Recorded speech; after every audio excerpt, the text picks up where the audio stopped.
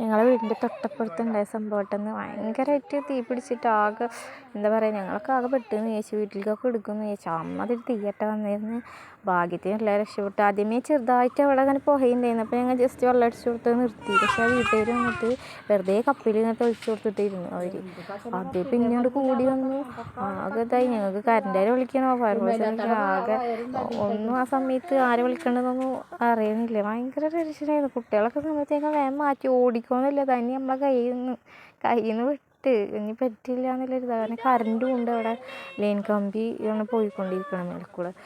അപ്പം ഇനി നമ്മളെ കൊണ്ട് പറ്റില്ല എന്നുള്ള അവസ്ഥയൊക്കെ എത്തി. ഓടിക്കോന്നില്ല ഒരു ഇതാണ്. കാരണം വീടൊക്കെ നമുക്ക് പിന്നെയും കൂട്ടാലോ. മനുഷ്യന്മാർക്ക് എന്തായാലും എന്താ ചെയ്യുക. അങ്ങനത്തെ ഒരു ടെൻഷനിൽ പോയി. ഭാഗ്യത്തിന് ഒന്നും ആയില്ല.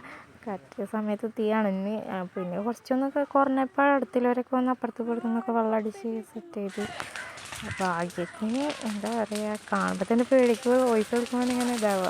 അന്നത്തെ ദിവസം ഫുള്ള് കിളി പോയ അവസ്ഥയായിരുന്നു. അതിന് നിങ്ങൾക്ക് ഇങ്ങനെ മാറിനെ കുറച്ച് പണിയെടുത്തു. കാരണം ഭയങ്കര ഇങ്ങനെയൊക്കെ കേട്ടിട്ടുള്ളൂ. ഭാഗ്യത്തിന് ഞാൻ രക്ഷപ്പെട്ടത്. അപ്പോൾ എല്ലാവരും ശ്രദ്ധിക്കുക. ഈ ലൈൻ കമ്പിക്കൊക്കെ എന്താ ഇത് കറണ്ട് വന്നിട്ട് വെള്ളം അടിക്കാനും പാടില്ല. ആദ്യത്തെ കറണ്ട് വരുമല്ലോ. അപ്പോൾ അങ്ങനത്തെ അതൊന്നും ആ സമയത്ത് ആലോചിച്ചില്ല. ഭാഗ്യത്തിനൊന്നും പറ്റും ചെയ്തില്ല.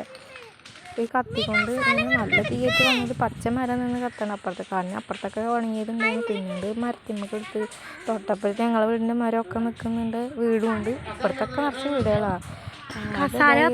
പിന്നെ മോളൊക്കെ മാറ്റി വിടുന്നു. എല്ലാവരും മാറ്റി വേഗം എന്താ പറയുക, നിങ്ങൾ കണ്ടു നോക്ക്.